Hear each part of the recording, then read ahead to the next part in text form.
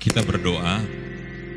Bapa di surga, terima kasih buat malam yang indah. Kami boleh berkumpul kembali menyegarkan pernikahan kami, supaya kami betul-betul punya pernikahan yang bisa mewariskan nilai-nilai yang luar biasa kepada keturunan kami, kepada banyak orang. Terima kasih buat semuanya. Berbicaralah di tengah-tengah kami ya Bapa. Di dalam nama anakmu yang tunggal, Tuhan kami Yesus Kristus, kami berdoa dan merindukan firman-Mu. Sama-sama kita katakan Amin. Amin. Puji Tuhan. Apa kabar semuanya saudara? Haleluya, puji Tuhan. Di dunia ini semuanya adalah hal yang wajar kalau kita tidak pandai atau kita tidak punya pengetahuan. Ada yang bertanya pada saya, yang namanya hidup dalam pernikahan itu bisa bosan apa enggak sih? Jawabannya yang wajar, ya bisa bosan begitu. Ya, karena banyak orang berpikir bahwa di dalam pernikahan itu kita tidak bisa bosan dengan pasangan kita. Tetapi apapun, kalau saudara berpikir bahwa kalau saya bosan ganti gitu. Nah, pertanyaan saya gini, waktu saudara mengganti pasangan saudara, pasangan yang baru itu bisa membosankan saudara lagi enggak? Bisa kan? Terus ganti lagi. Bisa bosan lagi enggak? Bisa. Pertanyaan saudara, mau berapa kali ganti pasangan? Ya. Pernikahan itu adalah belajar keluhuran setia dengan orang yang kita nikahi, karena itu adalah janji kita. Saya tadi baru bercerita pada seseorang ya yang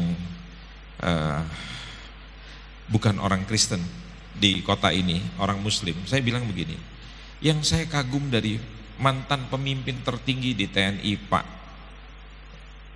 siapa namanya, Andika Prakasa itu, dia kalau kemana-mana selalu menggandeng tangan istrinya. Bukan untuk show off, bukan untuk pamer, tapi memang itu sudah menjadi budayanya dia, ya, warna hidupnya. Dan waktu dia memberikan pengarahan kepada para perwira-perwira yang tidak lagi muda tapi sudah setingkat kolonel, ya, overstay atau letnan kolonel begitu, dia mengatakan, saya ini seorang Muslim, tapi di dalam darah saya mengalir sebuah pengertian bahwa menikah itu sekali seumur hidup dan kita mesti setia pada pasangan. Tujuannya adalah untuk memberikan legacy, katanya gitu. Itu kalimatnya begitu, untuk memberikan warisan kepada anak-anak. Bayangkan, Pak Andika itu bukan orang Kristen, tapi dia punya nilai yang luhur. Dan dia mengatakan, saya seorang Muslim. Seorang Muslim itu didoktrinasi, diajar, menikah itu tidak boleh punya satu istri, tapi wajar punya 2, 3, 4 istri begitu. Tapi dalam darahnya dia tidak mengalir seperti demikian. Ya. Jadi ini penting sekali. Kalau saudara menjadi seorang Kristen, maaf kalimat saya agak kasar, jangan belajar jadi bajingan. Bisa nangkep orang Nias paham kata bajingan? Ya, itu ada dalam kitab Bilangan. Ya, kemarin itu ketua PGI Pak, siapa namanya, Pak, kok saya jadi lupa nama depannya siapa? Ya, marganya Gultom, Pak Gomar Gultom. Dia bilang gini, Pak Andreas, kita akan launching Alkitab terbaru Indonesia, yaitu TB2 katanya, terjemahan baru kedua. Nah, saya tanya, beda dengan TB1 apa? Banyak kata-kata yang lama diperbaiki, disesuaikan dengan kosakata bahasa Indonesia yang baik begitu. Ya, nanti saya tanya, kata bajingan dihilangkan enggak? Masih ada, Pak. Karena itu dalam bahasa aslinya juga begitu. Ya, jadi mau jadi laki-laki jangan belajar jadi bandit, jangan belajar jadi bajingan. Belajar jadi laki-laki yang baik. Setuju enggak? Ya. Kenapa? Saya cerita pada teman saya yang suka gini-gini tuh loh. Tahu ya? Tahu ya? Saya bilang, kamu nanti satu hari akan menyaksikan anak perempuanmu satu-satunya dipermainkan seperti kamu mempermainkan istrimu. Itu tabur tuan. Nah, gimana perasaan kamu nanti? Ya. Jadi setiap laki-laki yang mau mempermainkan pasangannya, istrinya, ingat baik-baik bahwa saudara punya anak perempuan. Begitu. Ya, kalau nggak punya anak perempuan, saudara bisa berkata begini, saya bersyukur, untung saya nggak punya anak perempuan. Tapi Anda punya adik, punya kakak perempuan nggak? Kalau nanti dipermainkan, ya jangan nabur yang bukan-bukan. Nah, sebelum saya cerita lebih dalam, karena kita punya 2 malam ya, kenapa kok orang bisa bosan dengan pasangannya sendiri? Saya akan perlihatkan dulu apa itu sebetulnya komitmen yang benar. Ya, ayo klik, Bang. Mari kita membaca dalam Injil Lukas 9 ayat 23. Ya, dalam Injil Lukas pasal yang ke-9 ayat yang ke-23, di situ dikatakan bahwa katanya kepada mereka semua, setiap orang yang mau mengikut aku ia harus menyangkal dirinya, memikul salibnya setiap hari dan mengikut aku. Kekristenan itu bukan persoalan 2 jam di dalam gereja setiap minggu. Kekristenan itu adalah bicara tentang pengiringan Tuhan setiap hari. Tidak ada istilah break.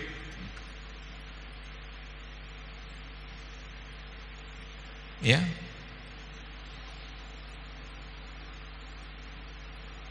Tidak gampang saudara, hidup itu menyangkal diri, sementara orang lain diizinkan. Ya. Boleh bebas melakukan apa saja yang menjadi keinginan hati mereka, tetapi kita tidak boleh.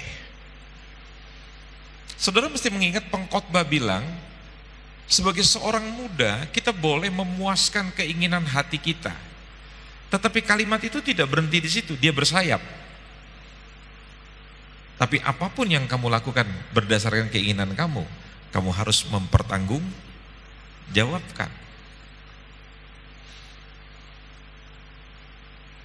Ya, di dalam hidup ini tidak ada yang kita tabur yang tidak akan kita tuai. Sekalipun tidak ketahuan, tunggu tanggal mainnya. Tidak ada bangkai yang tidak tercium.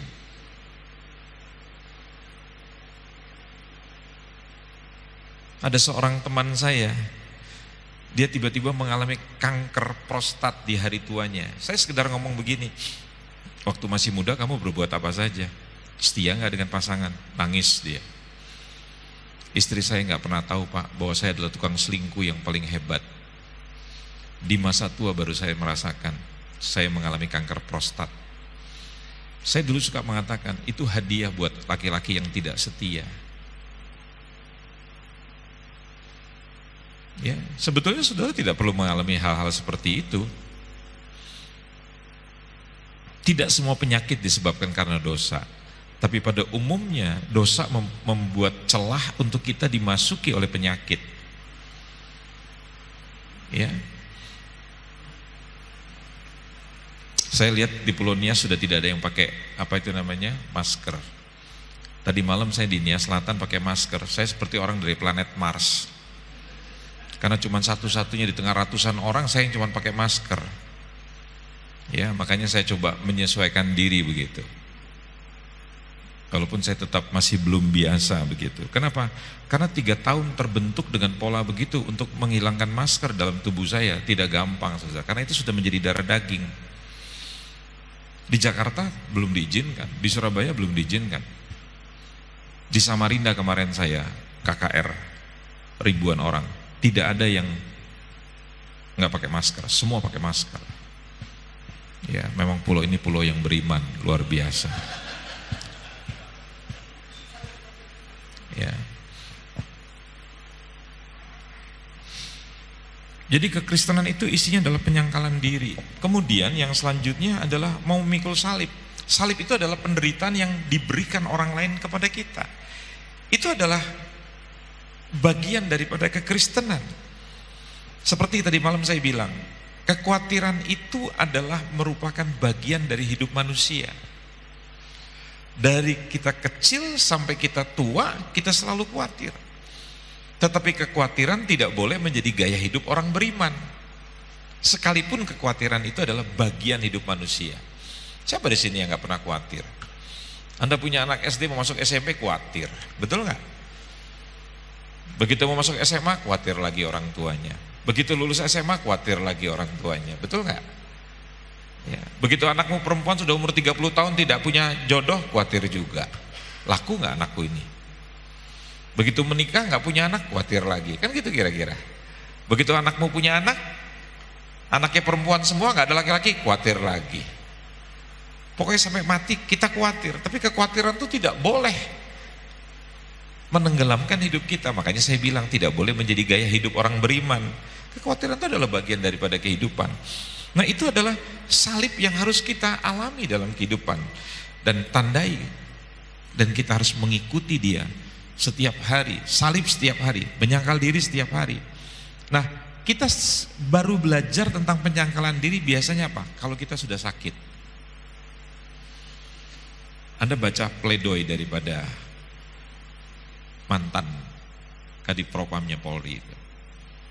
Dia mengatakan, saya tidak pernah membayangkan dulu hidup saya begitu terhormat, begitu baik, tetapi hari ini saya menjadi orang yang pesakitan, menjadi orang yang tidak bebas. Dia dipaksa oleh keadaan, mau tidak mau dia harus menyangkal dirinya. Saya mau tanya, enak tidak seperti begitu? Enak tidak? Enggak enak. Pembantu saya lapor pada atasannya karena suaminya selingkuh. Suaminya adalah golongan 3, anggota DLA AJR DKI Jakarta. Dilaporkan kena undang-undang, dipecat daripada pegawai negeri. Tidak pernah menyangka punya rumah, punya mobil, fasilitas, tiba-tiba dipecat oleh Pemda DKI. Jadilah orang biasa yang sekarang hidupnya susah. Tiba-tiba apa? Melakukan kriminal. Sekarang masuk penjara 8 tahun. Dipaksa untuk apa itu namanya? Menyangkal diri. Jadi penyangkalan diri itu ada 2 macam. Anda disiplin atau keadaan akan memaksa Anda untuk menyangkal diri. Kita sakit, kolesterolnya udah tinggi, tapi nggak mau bertobat, sampai akhirnya kita betul-betul sakit. Dokter bilang, ya kamu mesti ini. Kayak kemarin saya kebaktian Bona tahun dalam satu keluarga, marga Batak. Saya diminta untuk berkhotbah, dan saya ditemani oleh beberapa pria, ya. Dan ada satu bapak, dia dengan santainya ngambil makanan, tiba-tiba istrinya berteriak dari belakang. Saya juga kaget gitu. Bapak, katanya begitu. Suami bilang, kenapa? Kamu nggak ingat ya? Bapak tidak boleh makan daging, tidak boleh makan nasi. Ingat ginjalmu tinggal 38%. Suami bilang, sekali ini aja. Nggak ada. Mau cepat ketemu Tuhan. Langsung suaminya, ya ini mak, itu gunanya ada istri. Ya, ada bagian propam kalau di dalam kepolisian. Nggak bisa sembarangan. Memang kalau punya istri itu menyusahkan. Jujur saya katakan, punya istri menyusahkan. Tapi nggak punya istri, lebih susah lagi. Kenapa? Karena saya mengalami, saudara. Ya sudah hampir 2 tahun. Makanya yang punya istri itu sayang baik-baik sama istrinya. Setuju tidak? Ya. Jadi ada istri itu baik, mengingatkan kita. Nggak selesai di situ aja, saudara. Langsung suaminya digandeng. Bapak nggak ingat. Saya masih dengar. Bapak nggak ingat. Kami semua tidak mau ditinggalkan Bapak. Bapak enak-enakan aja, ginjal tinggal 38%. Nah itu saudara, kalau tidak mau menyangkal diri, istrinya bilang gini, kalau sakit, ya kamu yang ngerasakan, tapi kami semua jadi susah. Kalau kamu nggak taat lagi, saya nggak mau ngurusin kamu lagi. Itu saya masih dengar kalimat-kalimat seperti itu. Jadi kalau tidak mau menyangkal diri, justru menyiksa dirinya sendiri, betul nggak? Ini firman loh saudara. Ya, jadi hidup itu harus betul-betul penyangkalan diri. Jangan lihat perempuan lain, jangan lihat laki-laki lain.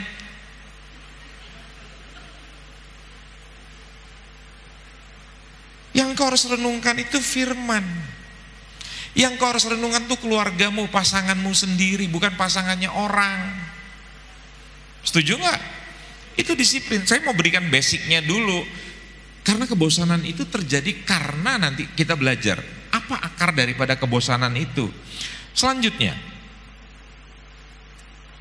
Saya setuju ayat ini dikatakan bahwa manusia itu bisa mengalami kegagalan. Tapi seorang sahabat menaruh kasih setiap waktu dan menjadi saudara dalam kesukaran.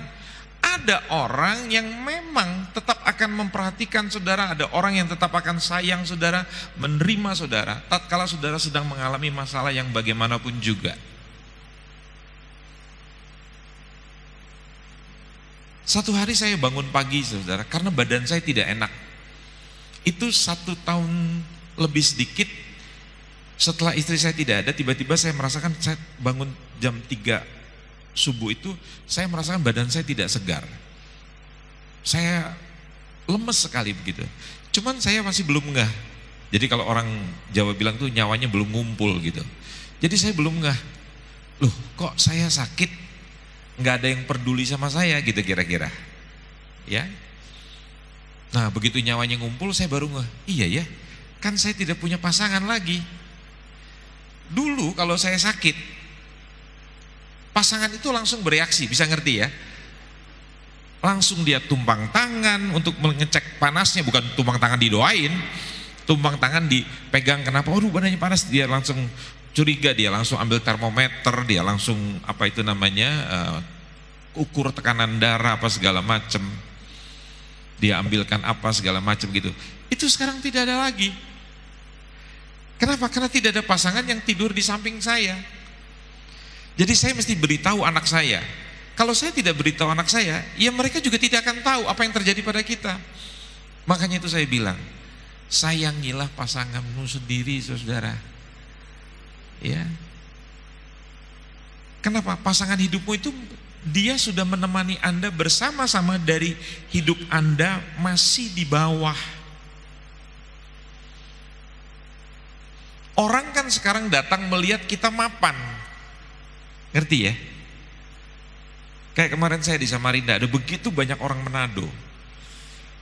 Ada seorang sahabat istri saya bilang begini, orang seperti Pak Andres tidak perlu khawatir karena Pak Andres adalah pendeta tajir. Masih kelihatan gagah, masih kelihatan muda, dan Pak Andres punya harta yang banyak. Jadi banyak tuh perempuan-perempuan yang mau sama Pak Andreas. Iya, saya bilang mereka mau, tapi saya nggak mau. Ya. Laki-laki itu begitu. Tetapi saudara tahu, persoalannya itu bukan persoalan berapa banyak yang mau sama kita, tetapi ketetapan hati kita. Mereka mau sama kita, dengarkan kalimat ibu tadi, karena mereka bilang bahwa saya adalah pendeta yang tajir, pendeta yang kaya, begitu loh. Nah saya nggak suka tuh, perempuan senang sama kita karena dia melihat kita tajir. Saya kagum dengan istri saya, dia menemani saya dari seorang yang biasa.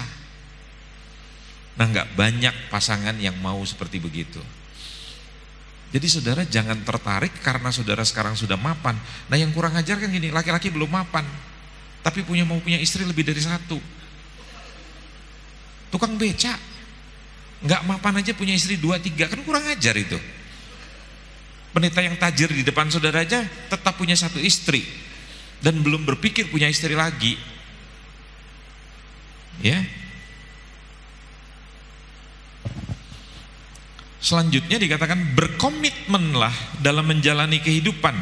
Banyak orang saat ini mengetahui kebenaran. Saudara tahu kebenaran bahwa kalau kita melakukan seks bebas kita akan kena penyakit kelamin. Karena kita tahu semua pelajaran itu. Pengetahuan itu kita tahu. Tetapi saya ingin memberitahu pada saudara, mengetahui kebenaran bukan berarti saudara melakukan kebenaran. Mulai besok saya akan berolahraga. Saya tanya, sudah berolahraga belum? Kan baru wacana saja bahwa besok saya akan berolahraga. Ngerti nggak? Ibu gembala ini dari zaman sebelum Yesus datang sudah berwacana, saya akan diet Bapak.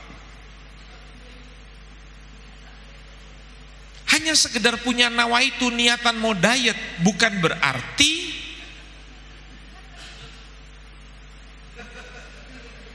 saya nolongin suaminya sekarang. Bisa membedakan ya antara niatan dengan pelaksanaan. Kemarin saya jalan sama suaminya, sama Pak Pius. Saya makannya tidak banyak, makannya sedikit. Saya lihat itu di tengah jalan itu orang makan nasi itu, wah, saya baru tahu itu ukuran masyarakat di Nias ini, saudara. Bukan banyak, banyak. Jadi saya ambil seperempat lebih sedikit, saya serahkan pada Pak Pius untuk bertanggung jawab.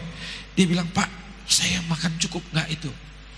Ya udah, kalau nggak habis disingkirkan. Tapi begitu saya belum selesai makan, beliau sudah selesai. Makanan sudah diselesaikan semua oleh beliau.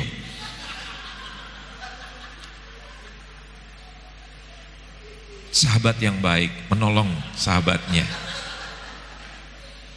Oh saudara, jangan main-main loh.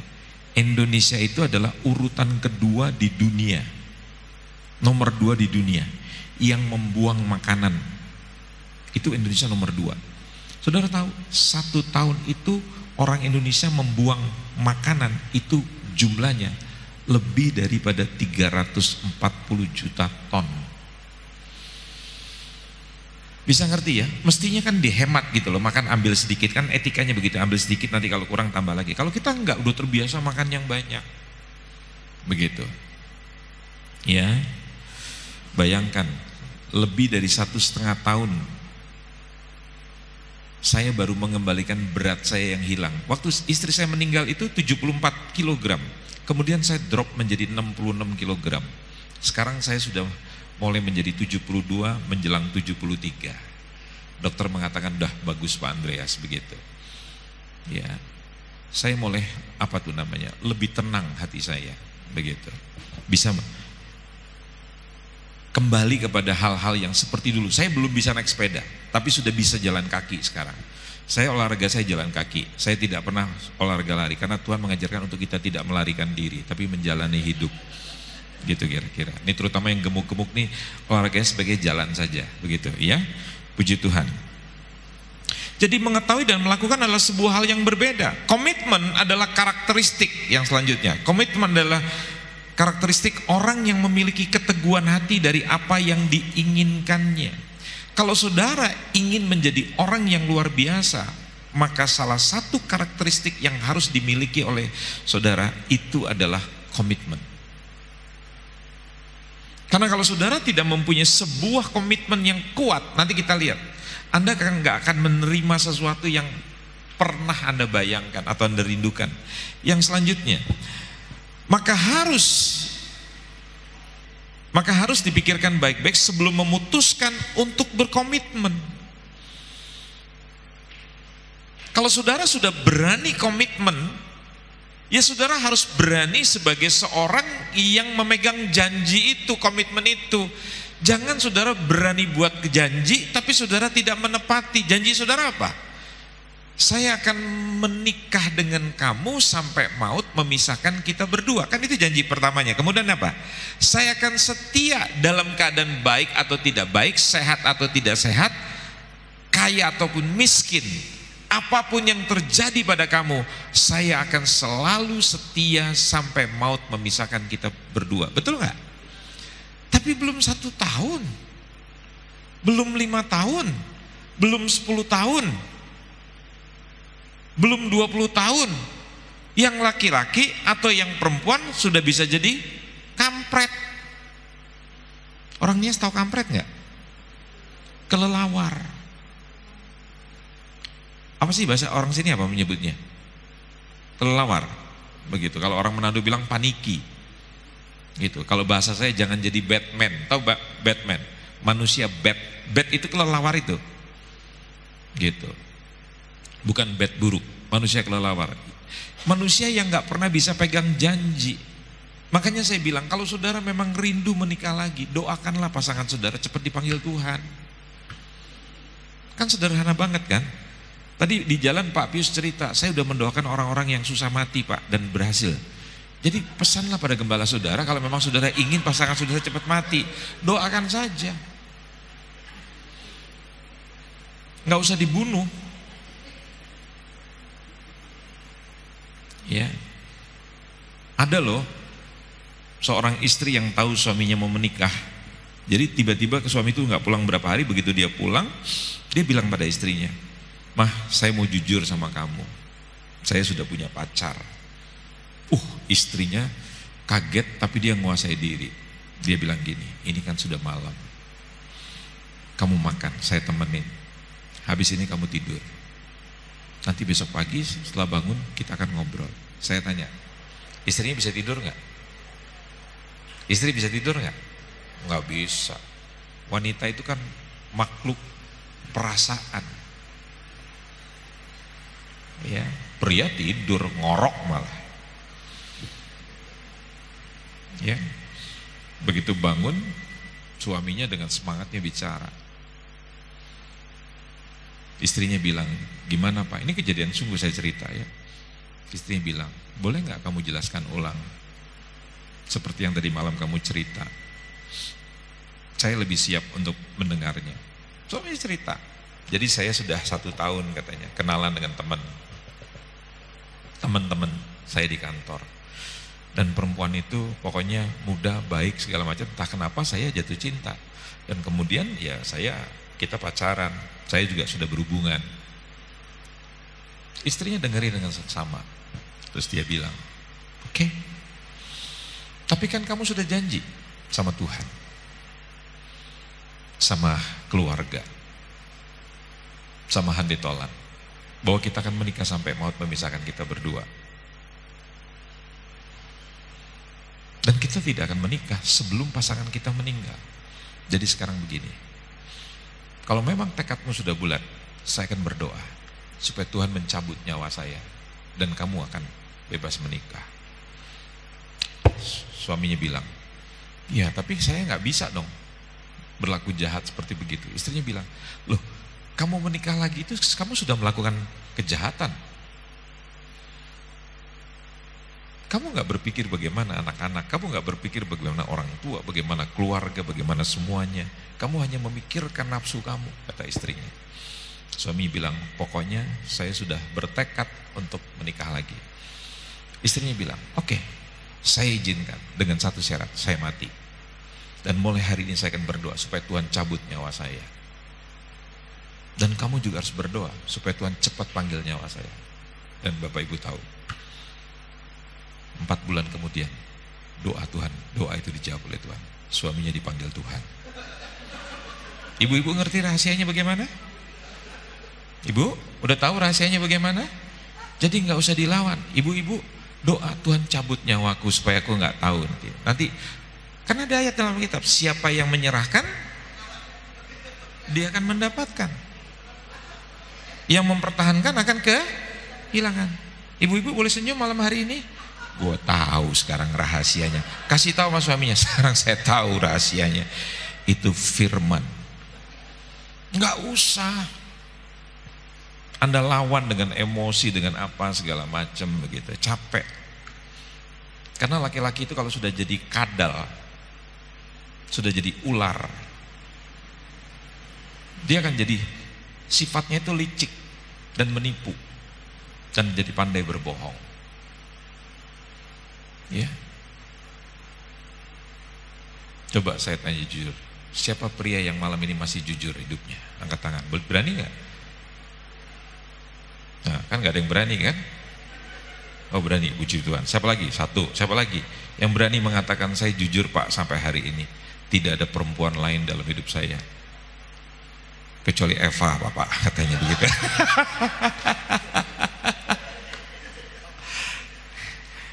Ya, kenapa saya bilang begini? Perhatikan slide di bawahnya lagi.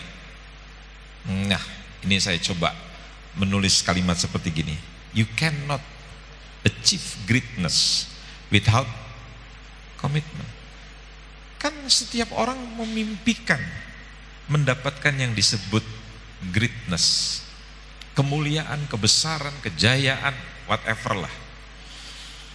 Ya, saudara kan ingin jadi orang yang hebat, betul nggak? Jadi orang yang luar biasa.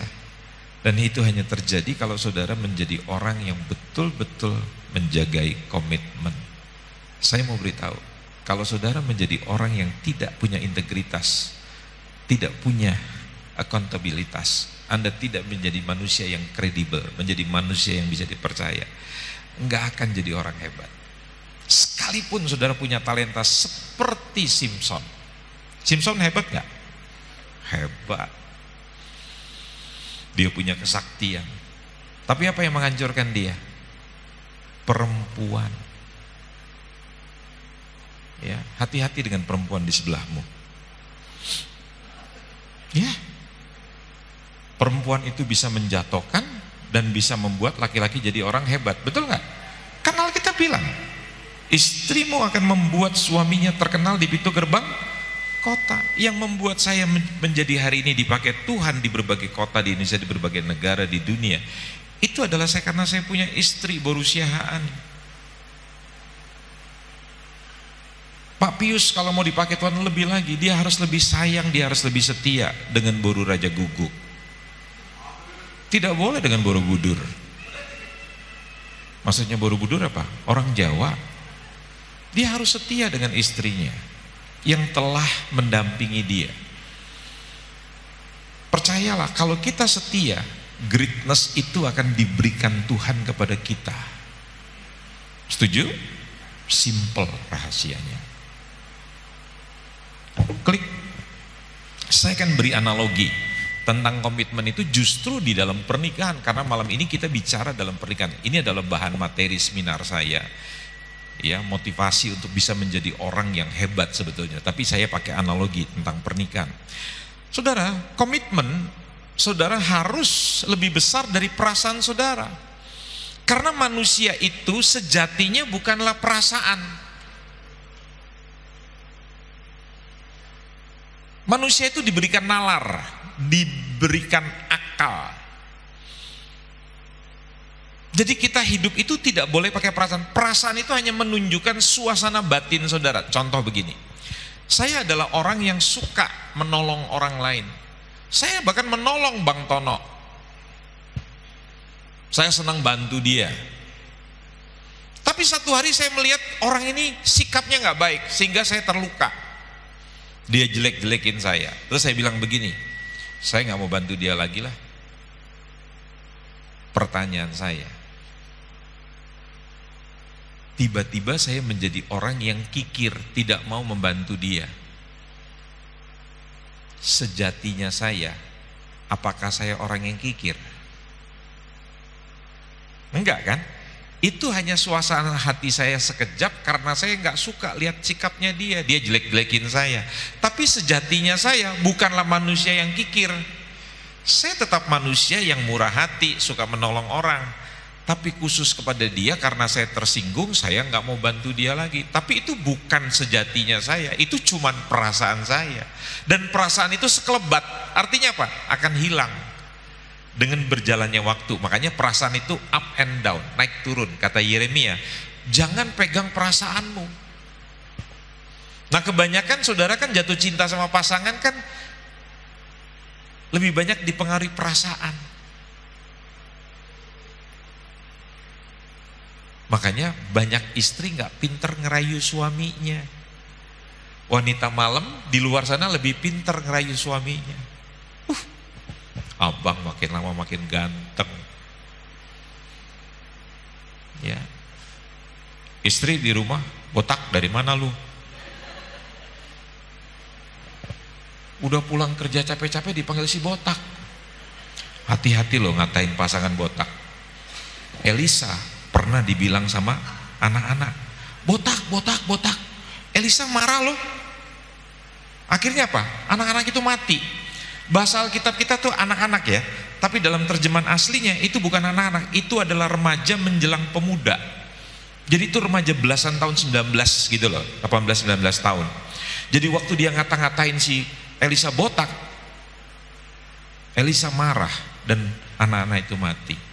Istri jangan main-main ngatain suami botak. Kami ini tidak botak, tapi anggota klub Mataram. Tahu Mataram? Manis tanpa rambut. Ingat ya, bintang termahal di dunia sekarang itu botak, saudara. Ya. Jadi wanita di luar sana pinter ngerayu suami kita, tapi kita tidak pinter. Di mana sih ayatnya? Mazmur 22 ayat 4 itu mengatakan bagaimana? Tuhan itu bertakhta di atas pujian umatnya. Laki-laki itu kan paralel dengan Tuhan. Ngerti ya? Gereja itu siapa sih? Kan mempelai perempuan kan. Jadi kalau kita jemaat senang memuji Tuhan, Tuhan itu senang memberkati umatnya.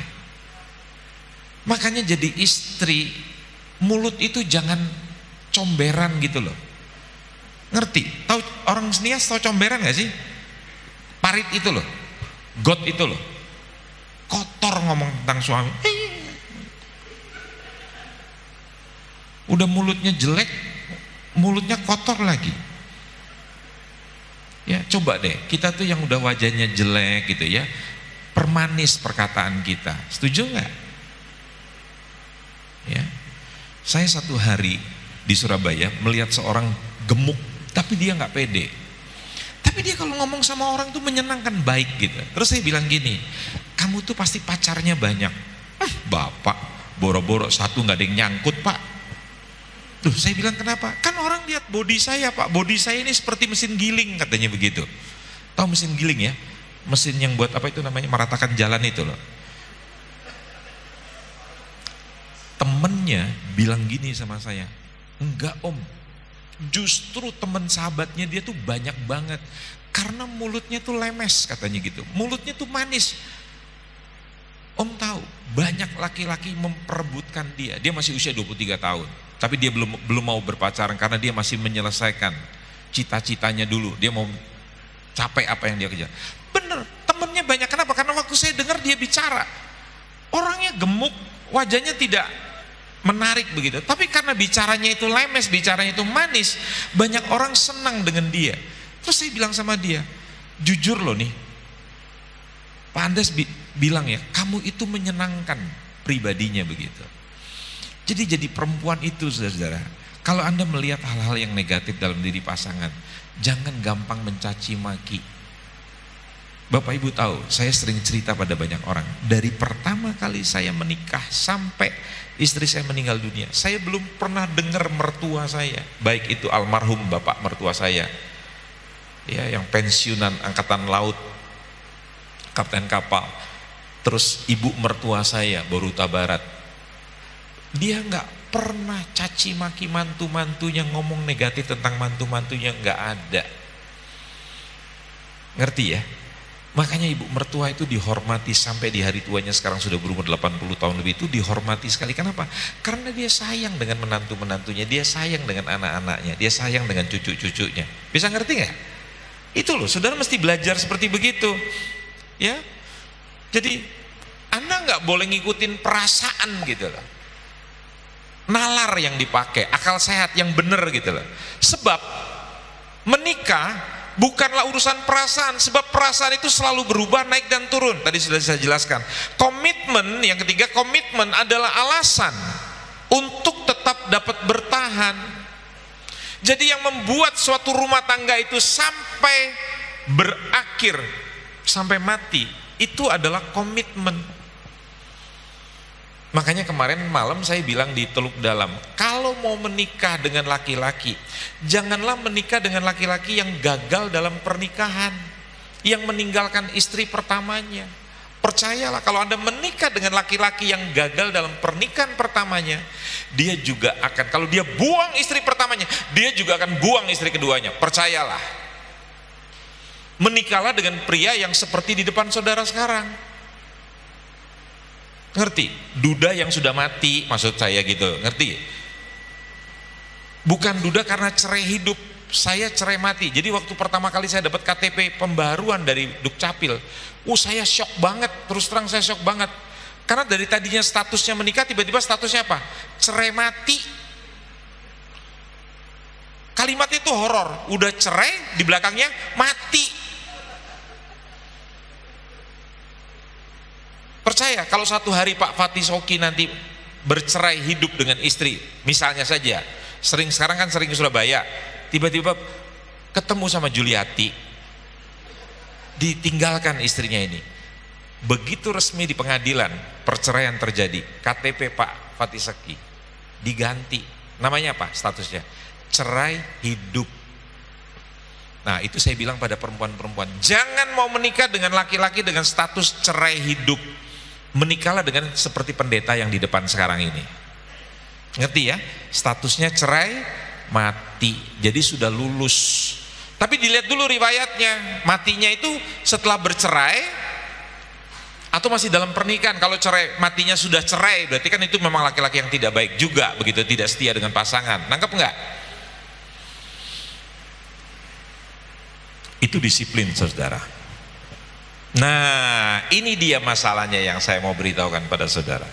Jika ada orang yang bilang bahwa ia memilih berpisah karena sudah tidak ada perasaan lagi, yang benar adalah ia lebih dulu kehilangan apa?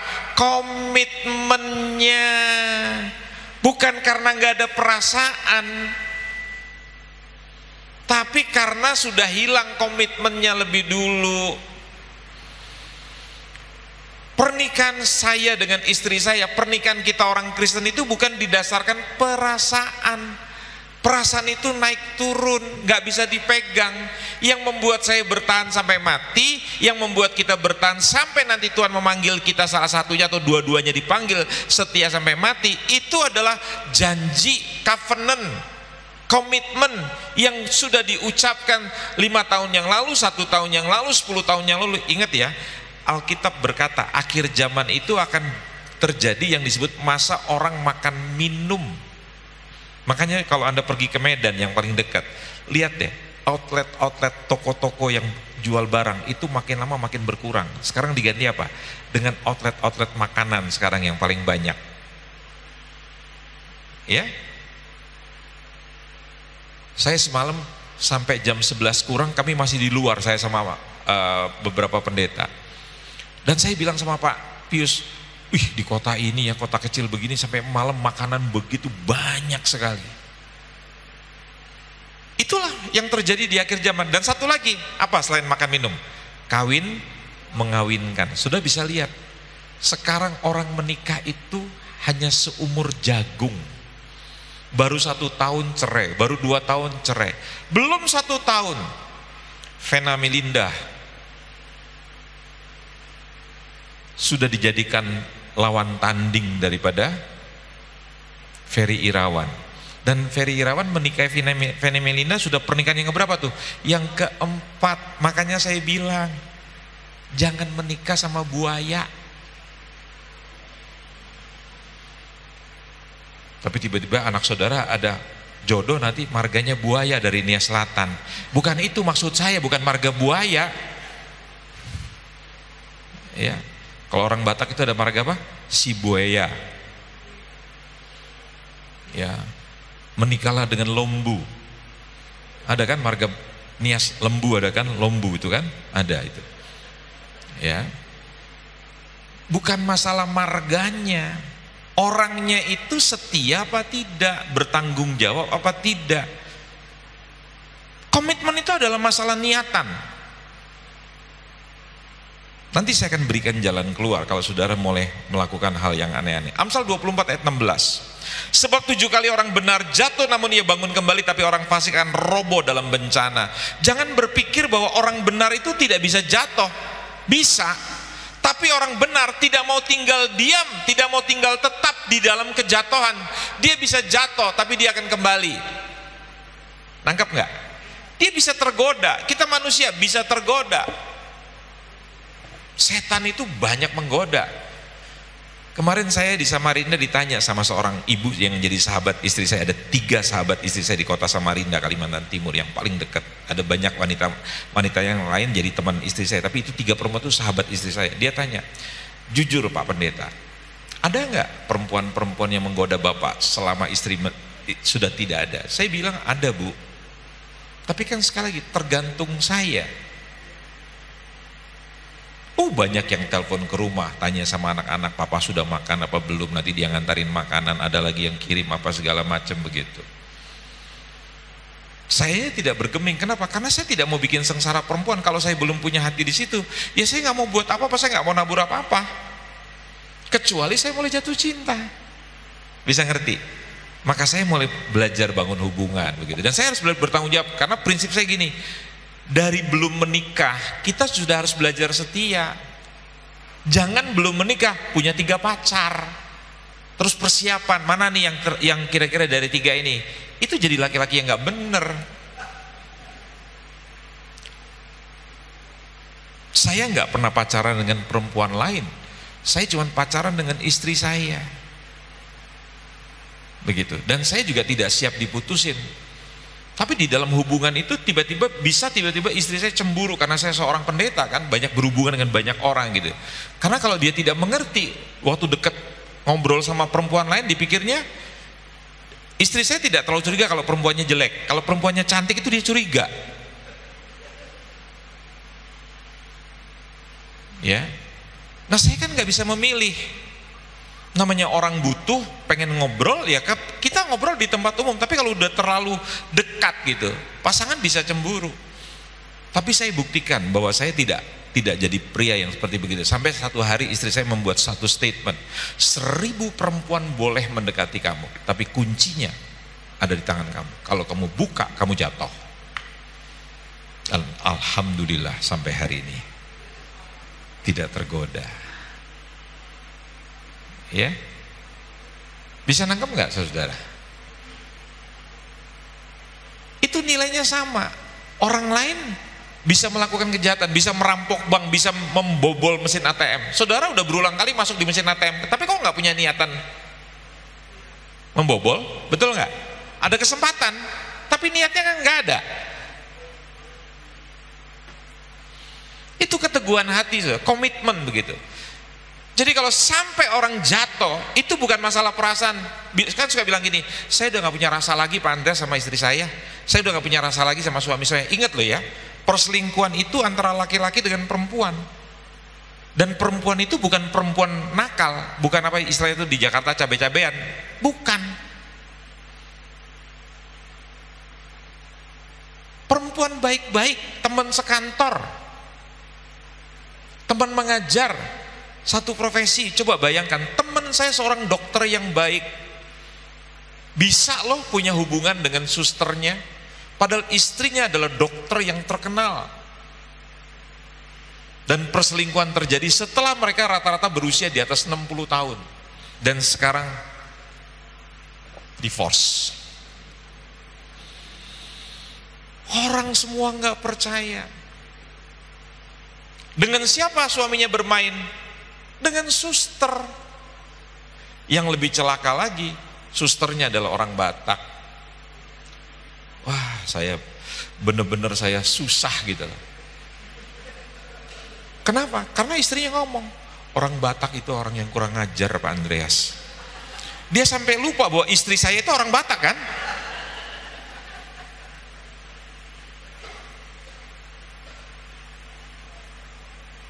Saya nggak berani kasih tahu marganya, takutnya nanti Ibu Gembala tersinggung gitu loh.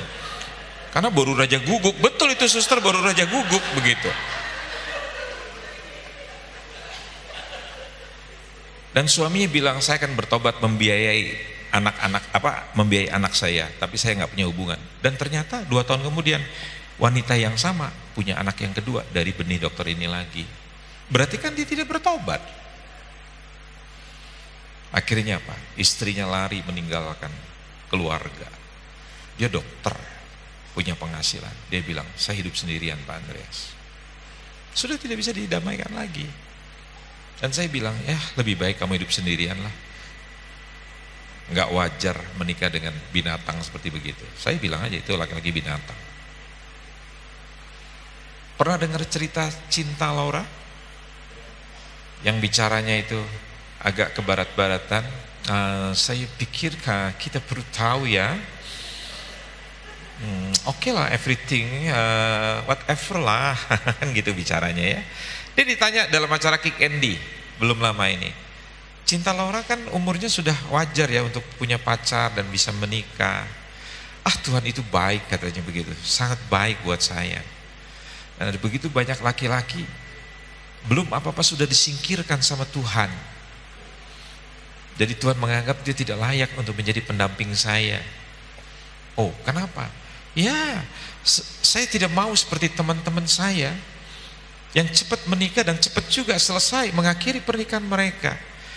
Kalau saya punya satu prinsip bahwa menikah itu sekali seumur hidup, dan saya harus tahu bahwa laki-laki itu betul-betul dia setia. Wow. Ya. Jangan mengejar status. Pilih laki-laki yang baik. Nah kalau sekarang sudah menikah ya saudara udah gak bisa milih lagi ya, udah apa, terima apa adanya begitu, udah gak bisa diulang, didaur ulang juga gak bisa, tukar tambah juga gak bisa gitu loh. Ini saudara didik anak-anak saudara gitu loh, jadi jangan sampai, itu loh saudara. Menantu saya baru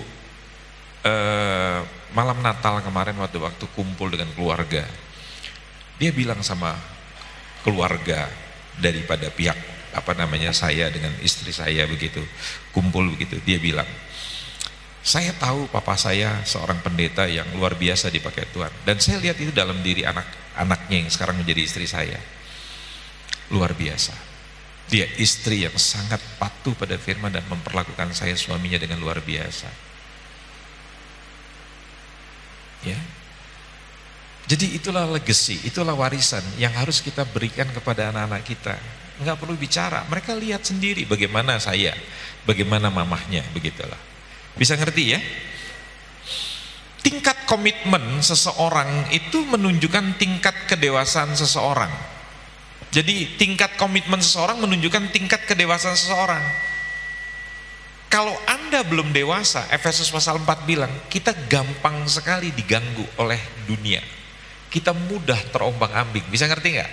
Dengan gelombang dunia yang selalu mengangkat kita, menenggelamkan kita, itu gampang sekali kita dipengaruhi. Tapi orang yang dewasa, gelombang mau besar bagaimanapun juga, dia seperti orang yang bisa bermain papan surfing di atas, mengatasi gelombang. Ingat, dunia ini semua berubah.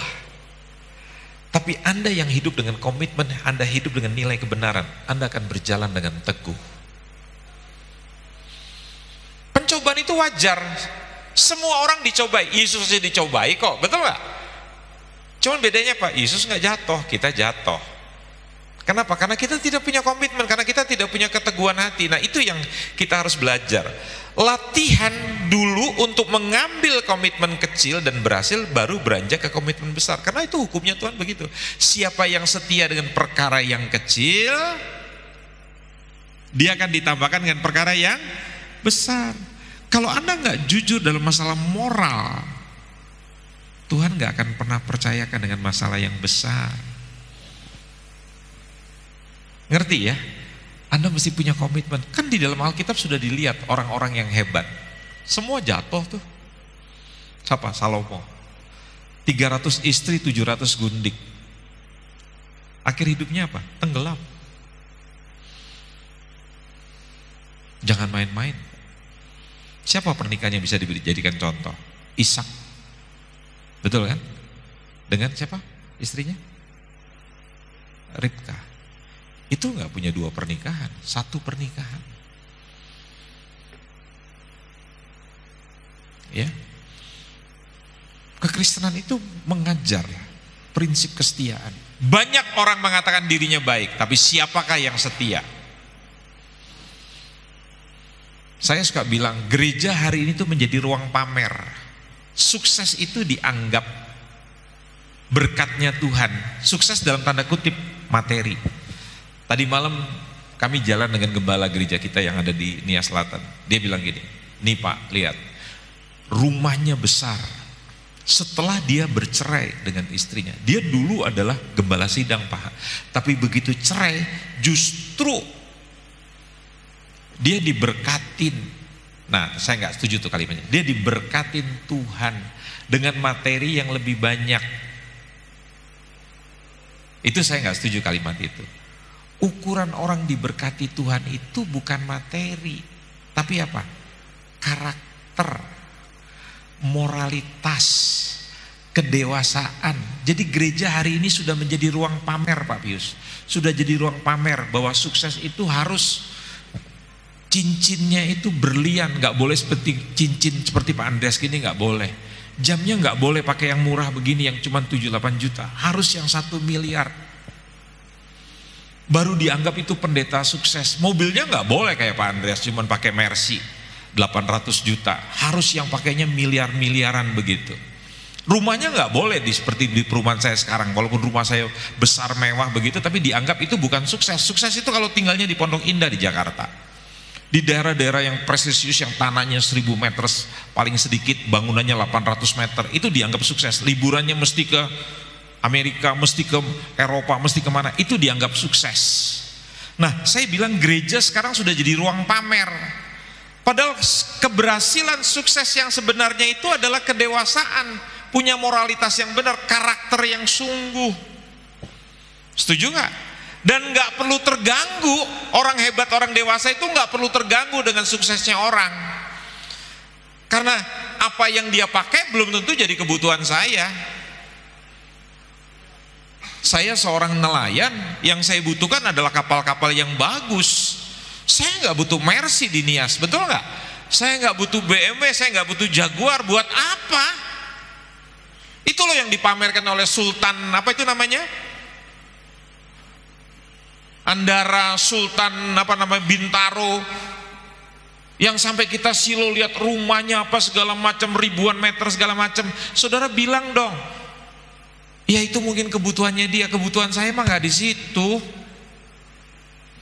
Nah, kalau saudara sudah bisa memutuskan bahwa saya nggak silau dengan kehidupan itu karena saya itu bukan kebutuhan saya, itu namanya saudara dewasa. Nangkep nggak? Anda dihina orang, nggak balas menghina, itu kedewasaan. Kan ada ayatnya, tatkala dicaci tidak balas mencaci. Wah, itu hebat saudara, luar biasa. Tapi kalau saudara dicaci sudah balas ngaca, ngomongin orang ngaca, itu artinya apa? Saudara masih emosional, masih terganggu begitu kan? Belajar jadi dewasa. Setuju? Nah, saya mau tutup dengan belajar mengenai komitmen.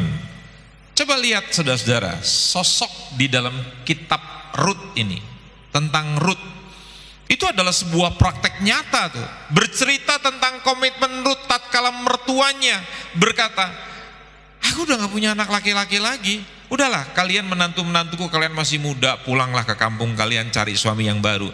Karena nanti kalau aku nikah lagi dan tunggu anakku besar, ya sudah selisihnya udah jauh sekali, belum tentu nanti anakku juga mau, kira-kira kalimatnya begitulah. Dan akhirnya salah seorang menantunya bilang setuju, dengan berat hati dia tinggalin mama mertuanya yang baik. Tetapi ada satu menantu yang tidak mau. Rut gak mau loh. Dia bilang gini, bangsanya mama adalah bangsaku, Tuhannya mama adalah Tuhanku, kemana mama pergi aku akan ikut. Itu juga menjadi analogi, seorang anak yang mengabdi pada orang tuanya, akan datang berkat Tuhan yang menggantikan. Tapi dengar ya, orang tua itu tanggung jawabnya adalah membesarkan anak-anak. Anggap ya, begitu anak-anak dewasa, jangan saudara tuntut. Gak boleh tuh mama geges bilang, nah ingat dari kecil mama pelihara kamu, sampai ingus kalian pun mama sedot, udah seperti alpukat itu. Bedanya yang alpukat manis, ini semeriwing.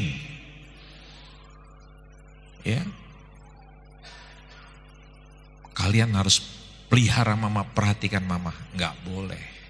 Karena nanti kalau enggak terjadi seperti seorang ibu di sini, dia bagikan warisannya kepada anak-anaknya. Ternyata anak-anaknya enggak mau sama mamanya. Kenapa? Karena anak-anaknya dipengaruhi oleh siapa? Pasangannya. Anak memang anak saudara, tapi sudah menikah, kan pasangannya bukan anak kita. Makanya ada istilah, rumah kita rumah anak-anak, tapi rumah anak bukan rumah kita. Nangkep ya saudara-saudara ya? Nah, saya ngajarin orang tua, kalau nanti kamu tua, jangan tuntut anakmu. Walaupun itu firman, tapi sebagai orang tua harus punya harga diri dong. Jangan tuntut sama anak-anakmu, harus kasih imbal balik begitu loh. Anak-anak saya ngelihat bagaimana saya memelihara ibu saya, memelihara mertua saya. Setiap bulan saya masih kasih uang jutaan rupiah buat ibu saya dan mertua saya. Tanpa perhitungan. Bahkan Ibu mertua saya bilang sama adik saya, kasih tahu sama Masmu, udah nggak usah kasih lagi sama ibu, karena kan anak saya sudah meninggal. Saya bilang, oh enggak, sampai kapanpun selama ibu hidup, tetap akan saya perhatikan, akan saya berikan tunjangan. Kalau ibu sendirian akan tinggal dengan saya, akan saya rawat. Itu janji saya pada Tuhan. Itu kewajiban seorang anak, seorang mantu yang baik. Bisa ngerti nggak? Itu dilihat oleh anak-anak. Tapi saya sebagai orang tua punya sebuah ketetapan. Saya bilang sama istri saya, kalau nanti kita tua, kita nggak boleh mengharapkan anak-anak. Karena anak-anak tuh punya keluarga sendiri, biarin dia ngurusin rumah tangganya, keluarganya. Nah terus kita sama siapa? Saya ngajarin diri saya, kalau saya tua, ya saya mendingan di panti perda, di panti jompo, kan punya banyak teman. Nanti yang bayarin siapa? Kita bayar sendiri. Abraham sampai tuanya tetap kaya. Jadi kalau saya nggak di panti jompo, ya tinggal aja saya pelihara orang-orang yang akan merawat saya. Kan saya punya penghasilan yang banyak. Bisa mengerti? Ya ingat ya, kalau kita hidup benar, Tuhan itu pasti akan menjamin kita. Dia nggak bisa menjamin orang yang nggak benar. Makanya dari sekarang jangan sampai mengikuti hal yang tidak benar. Ini loh cerita tentang bagaimana perempuan yang punya komitmen. Apa yang terjadi? Padahal Ruth mempunyai pilihan untuk meninggalkan Naomi mertuanya, dan Naomi juga menawarkan pilihan tersebut. Ruth memilih komitmen untuk tidak meninggalkan mertuanya. Kisah ini berlanjut, klik selanjutnya. Ruth dan Naomi beranjak kembali ke Bethlehem. Di sanalah mereka bertemu dengan Boas. Siapa sangka Boas masih kerabat dekat dengan Naomi, dan pada akhirnya Boas mengambil Ruth sebagai istri. Boas adalah pria yang kaya. Tuhan itu melihat kesetiaan komitmennya Naomi, komitmennya Ruth. Maka diberikanlah Boas kepada Ruth. Ujung komitmen Ruth kepada Naomi katanya membuahkan pertemuan dengan Boas. Perkawinan mereka melahirkan Obed dan memiliki keturunan Isai yang merupakan ayah dari Daud. Dari komitmen Ruth membuat ia memiliki berkat keturunan sampai kepada Yesus Kristus juru selamat yang kita kenal sekarang. Boleh bilang nggak pada sebelahnya? Wow. Itu buah daripada kesetiaan, buah daripada komitmen. Hebat nggak upahnya? Sekarang saya tanya, saudara mau jadi laki-laki buaya atau laki-laki setia? Tanya sebelahnya, lo buaya apa? Buaya apa kadal? Ini penutupnya. 3 komitmen penting yang harus dipegang. Jadi besok saya akan cerita kenapa saudara bosan sama pasangan dan bagaimana jalan keluarnya. Ini saya kasih tahu dulu akarnya. Yang pertama, saudara harus punya komitmen dulu yang paling penting dengan Tuhan sepenuh hati. Karena di dalam 1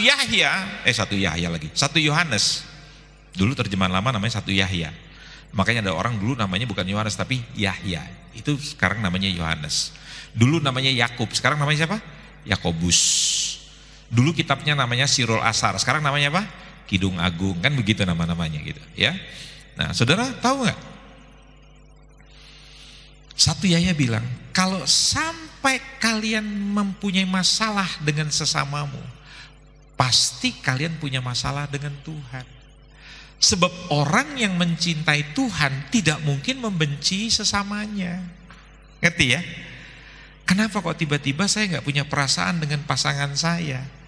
Berarti saya juga punya hubungan yang nggak benar dengan Tuhan. Makanya saudara tahu, laki-laki perempuan itu harus bangun mesbah dengan Tuhan. Suami kalau nggak jadi imam, keluarganya gampang diserang. Siapa di sini kalau pergi keluar hujan pegang payung? Orang kalau pegang payung ada hujan, ada angin, ada panas, terlindungi, betul nggak? Payung itu siapa sih? Suami. Gagangnya itu yang menopang payung itu, istri. Jadi kalau rumah tangga, payungnya benar, gagangnya menopang, anak-anaknya berlindung di bawah payung itu aman. Tapi kalau payungnya terbalik, tiangnya di atas, istrinya di atas, suaminya di bawah. Ngerti ya? Suami itu kan panglima dalam keluarga, kepala keluarga. Istrinya mau jadi panglima. Ngerti nggak maksud saya? Suami pang 5, istri pang 6. Nggak puas pang 6, pang 7, pang 8. Mau mengalahkan suaminya. Itu kan kutuk dalam Kejadian 3. Mereka saling memperebutkan posisi.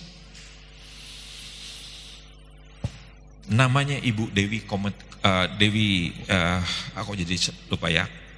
Kometik Kemala atau siapa? Ibu Dewi Motik. Dia bilang gini, di perusahaan saya Pak Andreas, 1000 laki-laki di bawah saya. Karena saya adalah presidennya. Dia cerita pada zaman-zaman dia berkuasa. Tapi setiap saya pulang ke rumah, saya tunduk pada satu laki-laki yang menjadi suami saya. Ibu Dewi Motik Pramono, bukan Kemala, itu kakaknya. Ibu Dewi Motik Pramono, itu pria, wanita muslim. Dia kalau kemana-mana kan pakai jilbab. Ketika jadi Ibu Dewi Motik Pramono, itu selalu pakai jilbab, bukan Kristen.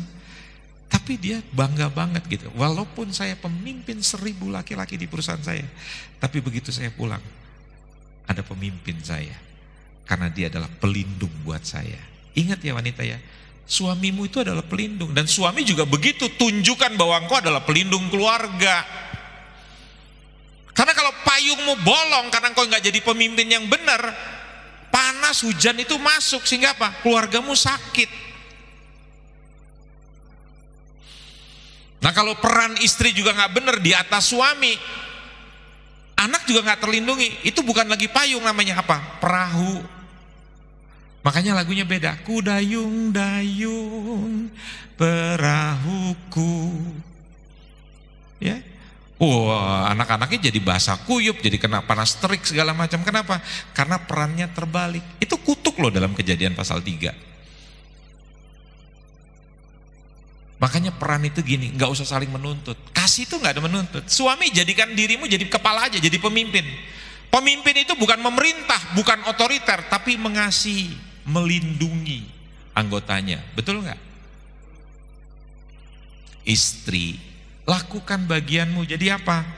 Penolong buat suami.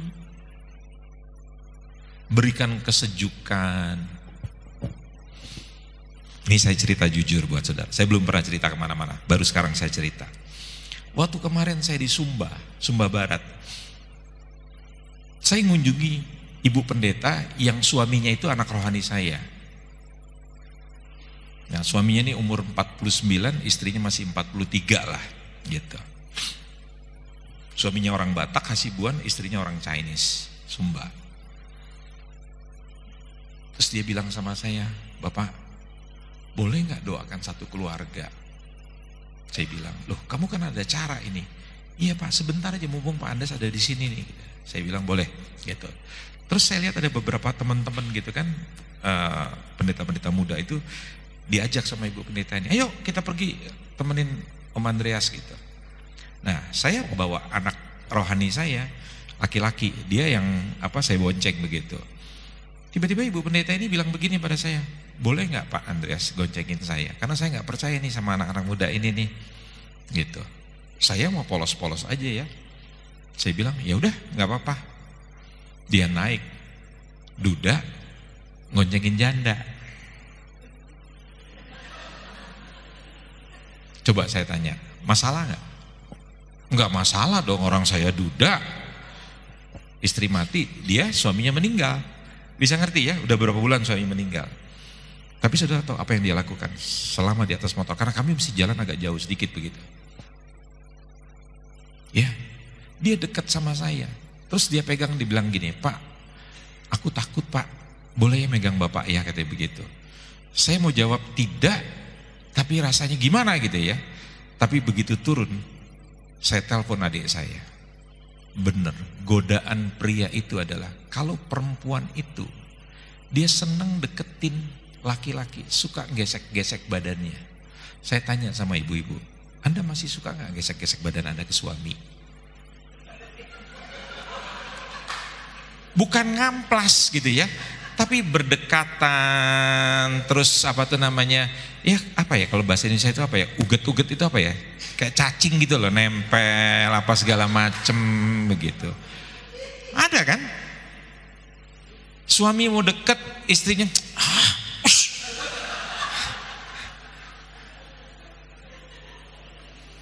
Kalau istilah itu tidak memberikan kehangatan gitu loh. Ya. Coba dong belajar mesra gitu, suaminya lagi duduk ya, Anda dari belakang dekep, jangan dicekek ya, didekap gitu loh.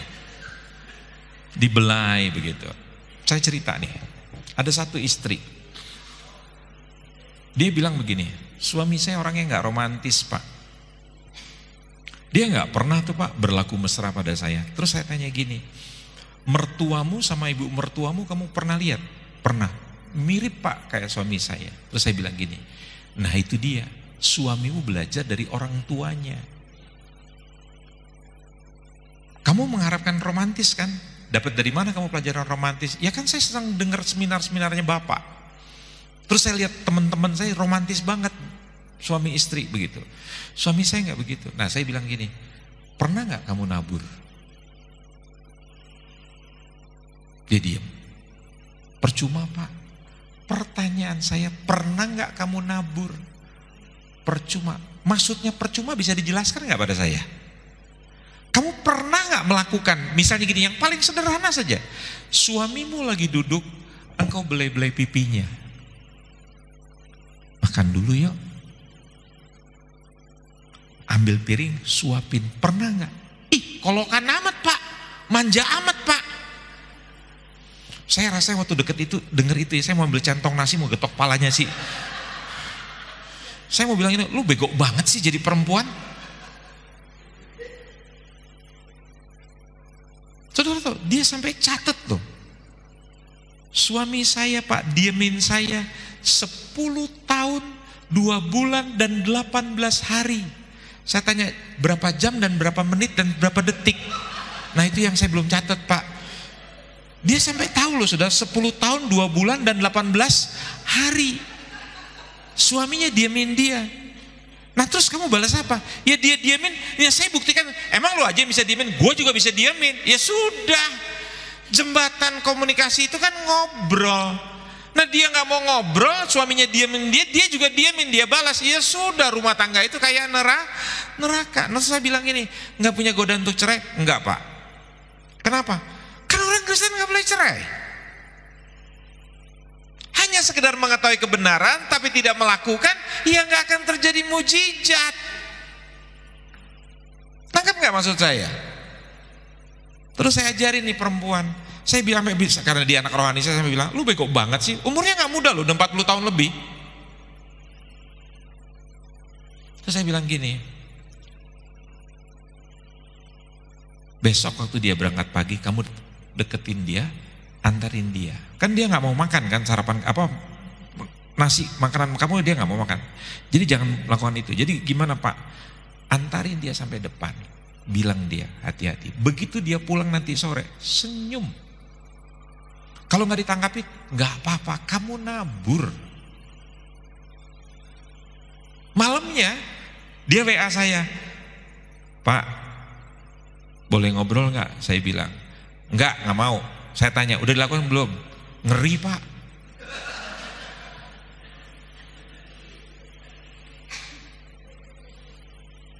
Saya bilang gini, saya gak mau menyediakan waktu untuk ngobrol. Besok kamu lakukan dulu, baru malamnya kamu lapor sama Bapak. Selama kamu gak lakukan, kamu gak mau itu. Saudara tahu, beberapa hari kemudian dia cerita, Pak, saya udah lakukan beberapa hari ini, tapi saya gak berani cerita sama Pak Andreas. Apa yang terjadi? Dia mulai nanggepin saya Pak. Nanggapinya gimana? Kan saya senyum begitu. Dia cuman,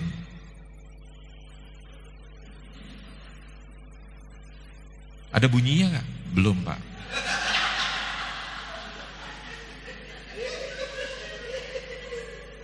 Berarti ada perubahan kan? Ya, perubahan gimana?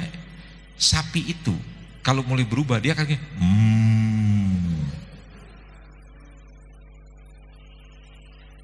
ya.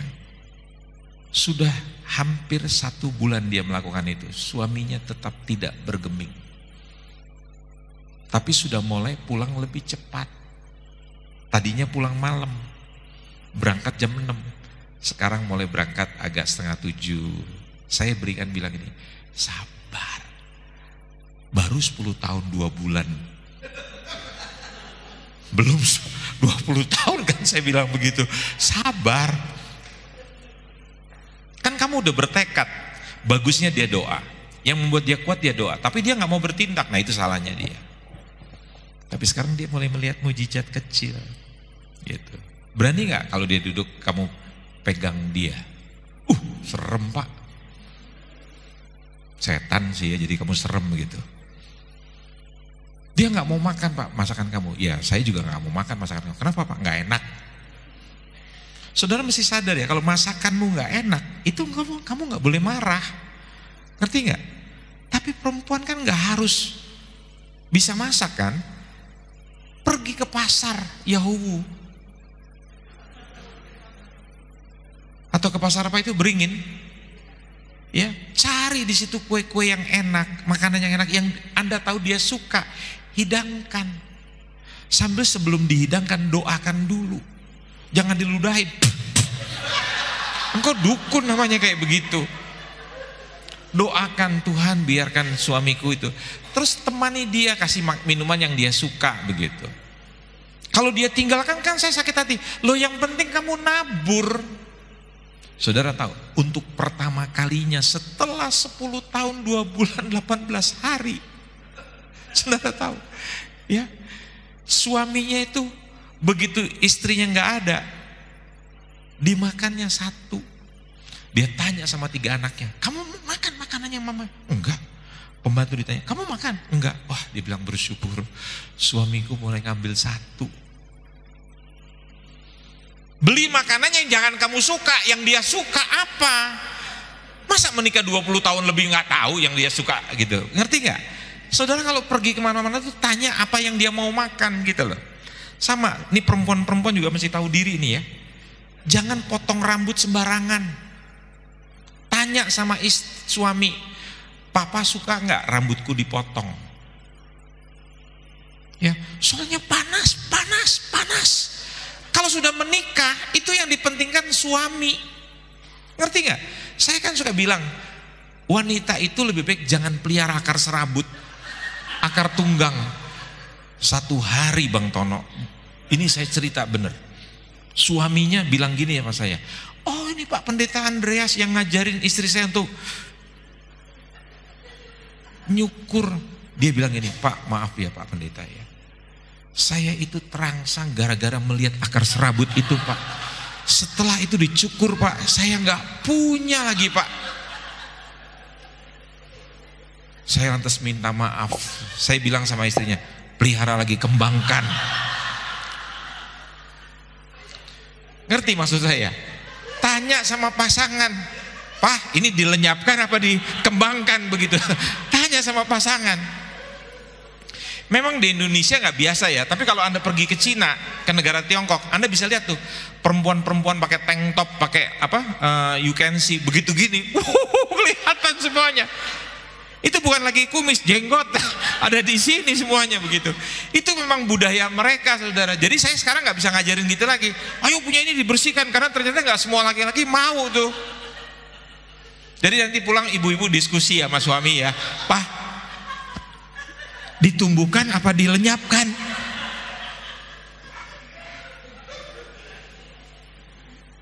Itu bisa jadi masalah, saudara. Jadi kalau Anda mau bikin rambut bagaimana itu, Anda mesti tanya sama pasangan, ini maunya dipanjangin. Nah saya tipe laki-laki yang senang dengan perempuan yang rambut panjang. Jadi semakin perempuan tuh rambut panjang, buat saya itu kecantikan. Ada ayatnya tuh, rambut panjang itu mahkota, begitu. Dan itu menunjukkan kemuliaan suaminya begitu. Ya. Wanita gundul itu menghina suaminya, kecuali kalau wanita itu kena cancer gitu loh. Ya, ya saya bela istri, tapi saya juga mesti bela suami juga kan, gitu kepentingannya. Oke, yang kedua, Bang. Yang kedua, jadi komitmen dengan Tuhan dulu, enggak langsung. Yang kedua, komitmen untuk menjadi pribadi yang excellent, menjadi pribadi yang terbaik. Untuk mengeluarkan potensi, tadi saya bilang perlu komitmen. Talenta saja tidak cukup, untuk mencapai hal yang luar biasa memerlukan komitmen. Saudara mau hidup sehat, tapi saudara tidak punya komitmen untuk hidup sehat, berolahraga, tidur jangan terlalu malam, nggak boleh terlalu sedikit, makan makanan yang sehat, Anda nggak boleh stres. Itu Anda mesti komitmen dengan hal-hal yang seperti begitu, betul nggak? Ya, terus tidak ada hal hebat yang dapat dicapai jika santai saja atau tetap berada di dalam zona nyaman. Apa yang membuat Abraham lebih hebat daripada ayahnya? Karena ayahnya pada waktu dia sampai di padang Haran, dia bilang gini, waduh, ini dia nih negeri yang indah. Dia nggak mau move on. Zona nyaman itu adalah musuh kesuksesan. Makanya saya bilang, saudara kalau dipanggil Tuhan, bergerak. Jangan sampai seperti kayak kemarin saya di Samarinda, saya tanya pada seorang wanita, kamu lahir di mana? Samarinda, Om. Sekolah? Samarinda. Kuliah? Di Unmul, di Samarinda juga. Oh, terus sekarang udah menikah? Udah, Om. Suami kamu orang Samarinda, Om. Saya tanya, rencana mati di mana? Dia jawab, insya Allah, Om, Samarinda. Nggak keren banget, dari lahir sampai mati kamu cuma di Samarinda. Dia bukan orang Kristen. Kalau saudara mau jadi orang hebat, begitu Tuhan panggil saudara untuk move on, saudara harus berani move on. Tangkap nggak? Andi F. Noya, sekarang dia membangun rumah yang disebut Rumah Putih yang dikunjungi oleh Pak Ganjar. Itu berada di mana? Di Purwokerto. Saya dulu merancang, saya dengan istri saya, nanti kalau kita tua, kita akan tinggal di Lampung. Move on dong. Kalau Tuhan suruh Anda, move on. Jangan sampai Anda tuh tetap di sini hanya gara-gara warisan orang tua, Anda terus di situ. Ini saya bukan nyindir beberapa orang, nyinggung saya sekalian. Anda nggak bisa dipakai Tuhan hanya karena warisan Anda bertahan di situ. Kalau Tuhan suruh Anda pergi, kenapa nggak pergi? Anak saya baru bicara sama saya, Papa, kalau satu hari aku dengan suamiku sepakat untuk pindah ke Australia. Saya bilang, Papa nggak pernah tahan. Itu adalah kehidupan kamu. Kalau Tuhan panggil kamu untuk pergi ke negara lain kemana saja, go, silakan. Setuju? Ya, jangan Gunung Sitoli menjadi pelabuhan terakhir. Kalau Tuhan mau pindahkan Anda ke Gunung Tua, ke Gunung Sibayak, ya, berjalanlah, percayalah bahwa Tuhan akan memberkati saudara. Satu perumahan saya itu adalah perumahan para perwira tinggi, pangkat terendah adalah brigadir jenderal. Dan saudara tahu, orang-orang seusia saya dulu tidak banyak yang mau, anak-anak tentara itu tidak banyak orang-orang yang mau bagaimana.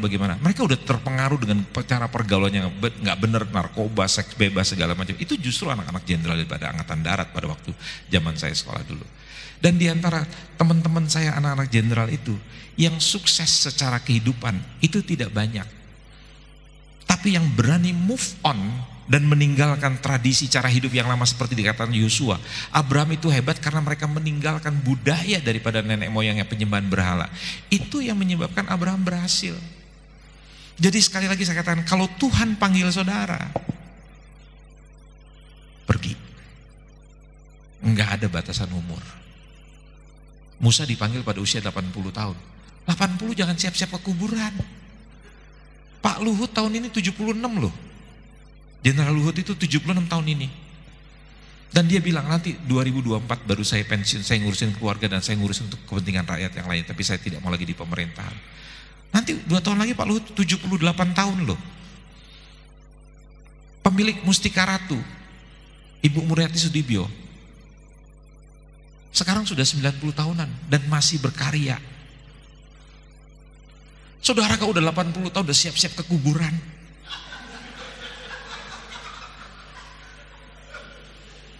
Yang membuat saudara tua itu bukan usia, tapi apa? Mindset, pola pikir.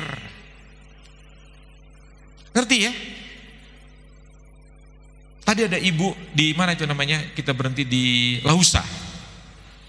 Saya mau beli pisang goreng. Begitu saya jalan dia panggil, "Dek, sini dek." Karena di sebelahnya ada tukang kue juga begitu. Saya jadi tergoda gitu. Saya balik ke dia, orang Padang ya. Saya tahu karena saya tanya, ibu umur berapa sekarang? 46 tahun dek, gitu. Dia udah merasa tua.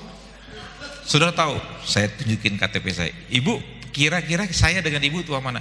Ya tua saya lah dek, katanya begitu. Tadi udah mau saya salibkan dia saudara. pede banget gitu manggil saya adek. Tapi saya merasa berbesar hati, wah lebih muda dari dia ya. Karena saya pakai topi saja. Dan saya kasih lihat. Dia kaget. Jadi Bapak sebentar lagi 65 tahun. Iya kira-kira begitu. Dia pikir saya masih 35 kali saudara. Dia panggil saya adek. Ya, nggak tersinggung, cuma saya tersanjung aja, kaget aja, jadi saya tergoda. Makanya saya tanya, ibu usia berapa begitu ya? Apalagi kalau ketemu istri saya almarhum, itu kan lebih muda lagi. Begitu.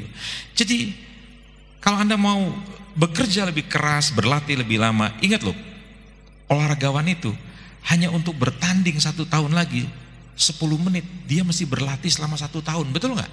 Tiap hari loh, hanya untuk pertandingan yang singkat. Nah kalau saudara sekarang nggak mau berlatih jadi orang hebat, berlatihnya hanya jadi orang yang maksiat gitu, rajin nonton pornografi. Dokter-dokter di Eropa bilang ya, ini dalam penelitiannya mereka, orang yang suka nonton pornografi itu pikirannya jadi ciut. Ngerti ya? Anda kalau konsumsi pornografi di Twitter di mana-mana, saya pengajar, saya mesti tahu semuanya. Itu iblis tuh masuk di mana-mana. Saya kasih tahu anak saya, nih lihat ya, mereka menyerang, tapi papa nggak mau buka. Papa tahu ini hal-hal yang tidak benar. Nggak ada yang tahu, Tuhan tahu.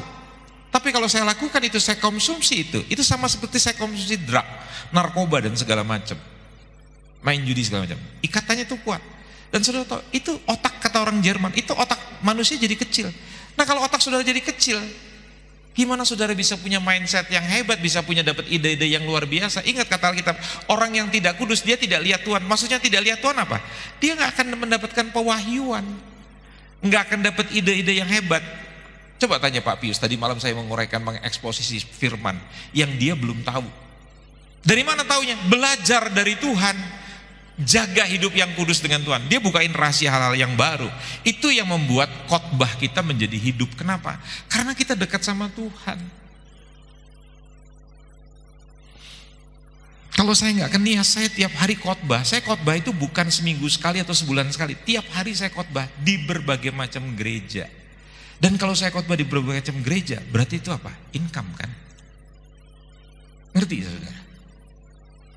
Kalau 1 kali saya khotbah 4 juta rupiah saja misalnya saja, 1 hari saya khotbah 3-4 kali, berarti saya bawa pulang 1 kali khotbah 12 sampai dengan 16 juta rupiah. Orang mesti kerja 1 bulan, saya cuma kerja hanya mengajar, dibatasi oleh gereja kan, 1 kali khotbah 45 menit. Dan saya nggak mau khotbah 45 menit, sebab khotbah 20 menit, khotbah 45 menit bayaran sama. Ngapain saya lama-lama? Mendingan saya simpen energi kan untuk besok lagi, kan besok saya khotbah lagi. Bisa ngerti? Nah kenapa orang mau dengerin khotbah saya? Karena khotbahnya berbobot. Ngerti? Bukan abal-abal, bukan nggak ada isinya begitu. Kenapa Reinhard Kasali, pria yang sudah berusia hampir 70 tahun, dia bikin yang namanya Rumah Perubahan. Setiap dia podcast, penontonnya, viewernya itu 700 sampai dengan 800 ribu orang. Dan semua orang mau dengerin dia bicara. Kenapa? Karena yang disampaikan itu berbobot. Ya, nanti saya beri contoh. Saya kasih sama Pak Gembala atau sama Ibu Gembala, Pak Gembala posting sama itu, Reinhard Kasali. Atau Anda cari aja di YouTube-nya Reinhard Kasali. Itu luar biasa sekali. Semua buku-bukunya saya lahap. Kenapa? Karena bagus. Dan yang terakhir, komitmen untuk membangun pernikahan yang sehat. Jadi saya tempatkan ini yang terakhir. Kalau saudara tidak punya komitmen dengan Tuhan, saudara tidak punya komitmen dengan diri saudara untuk menjadi yang the best, menjadi orang yang luar biasa, Anda nggak akan punya nih pernikahan yang sehat nih. Mulai dari menjadi pasangan yang berkomitmen, menjadi suami istri yang memiliki komitmen untuk menjadi suami istri yang terbaik bagi keluarga, komitmen menjadi ayah ibu yang terbaik bagi anak-anaknya. Saya mau beritahu, Anda nggak bisa jadi ayah yang baik, jadi ibu yang baik. Karena seorang anak, dia bukan mau tuntut Anda jadi ayah yang baik, ibu yang baik. Seorang anak, dia ingin lihat ayahnya memberi hadiah buat dia, sayang sama mama mereka. Buat anak, dia akan merasa bahagia waktu dia lihat papanya sayang banget sama mamanya. Tidak akan pernah jadi pengkhianat, sebaliknya juga begitu. Itu hadiah terbesar buat anak-anak. Bisa ngerti ya? Bukan papa itu baik sama dia, mama baik sama dia. Dia lihat tuh, papa mamanya harmonis. Makanya anak saya menulis di IG story-nya, dari kecil sampai saya keluar dari rumah karena pernikahan, Papa mama saya manusia biasa, bisa konflik, tapi dalam konflik belum pernah mereka meninggalkan kamar, meninggalkan tempat tidur, meninggalkan rumah. Dan konflik itu hanya terjadi beberapa saat saja. Habis itu mereka berdamai lagi. Dan itu menjadi legacy, warisan buat saya dengan pasangan saya. Siapa yang mau wisuda saudara nanti, anak-anak, waktu mereka lihat bahwa papa mamanya adalah pasangan yang bisa jadi contoh. Makanya wanita nanti anak-anak wanita akan bilang, kalau aku menikah, aku mau cari pria seperti papaku. Kalau anak laki-laki, aku akan cari istri seperti mamahku. Sadarkan diri saudara. Saya mau tutup dengan kalimat yang merah, karena ini sehubungan dengan Gong Chi Fat Choi. Karena kita masih suasana Imlek. Melakukan ketiga komitmen di atas dengan hal-hal kecil yang hadir dalam hidup dan konsisten menjalani praktis akan menjadikan kita pribadi yang baik, berkualitas dan berkenan kepada Allah Tuhan kita hidup. Kalau Tuhan di pihak kita, kalau Tuhan di pihak kita, kalau Tuhan di pihak kita, siapa yang akan menjadi lawan kita? Pertanyaan saya, saudara di pihak Tuhan apa tidak? Apa itu artinya di pihak Tuhan? Saudara jalan dalam jalannya Tuhan. Amin. Ayo kita berdiri bersama-sama. Haleluya, puji Tuhan.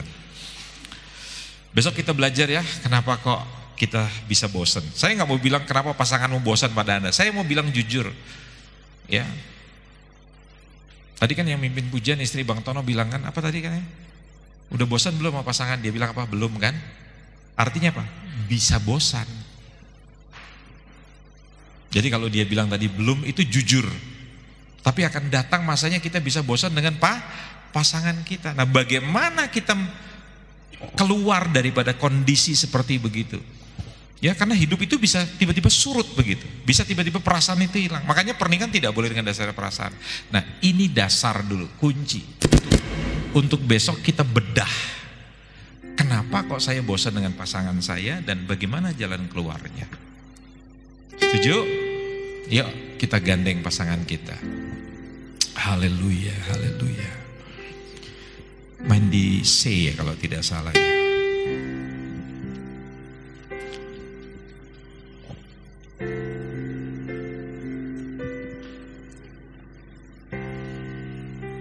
Lagunya ini.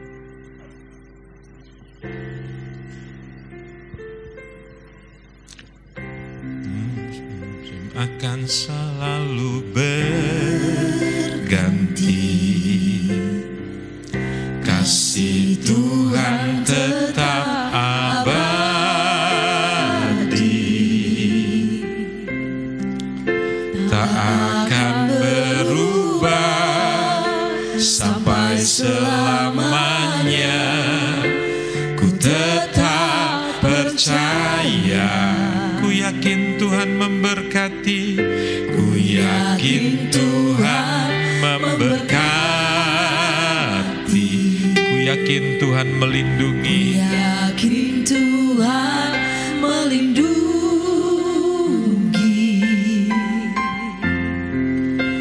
Burung di udara Tuhan pelihara, karena kasih-Nya Tuhan selalu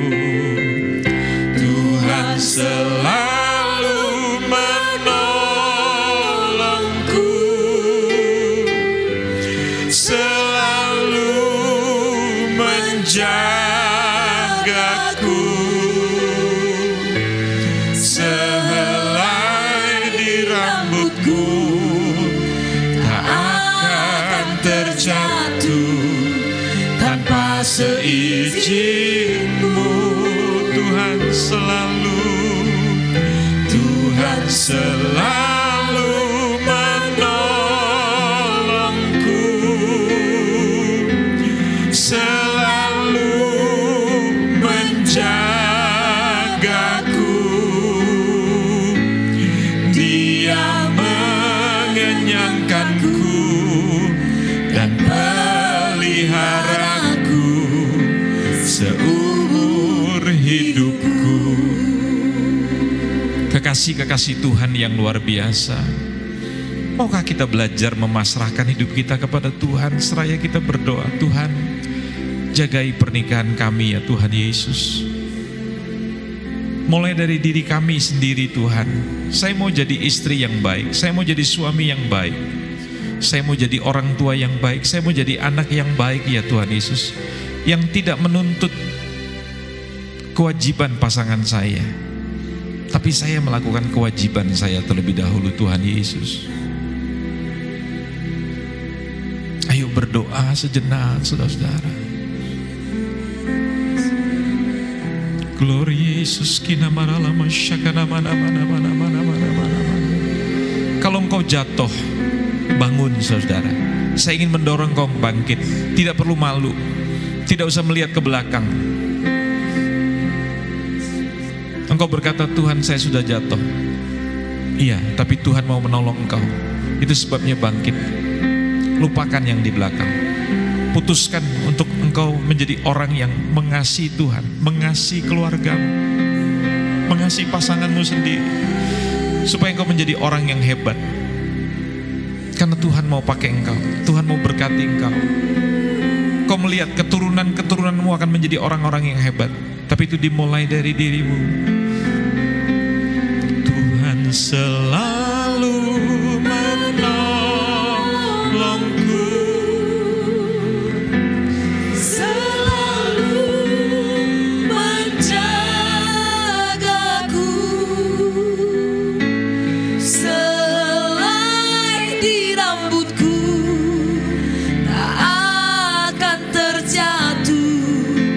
tanpa seizinmu.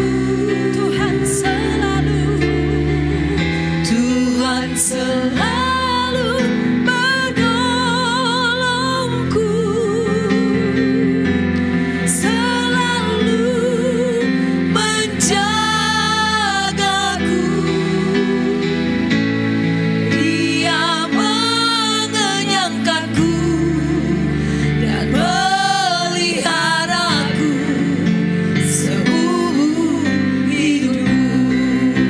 Tuhan selalu menolongku, selalu menjagaku.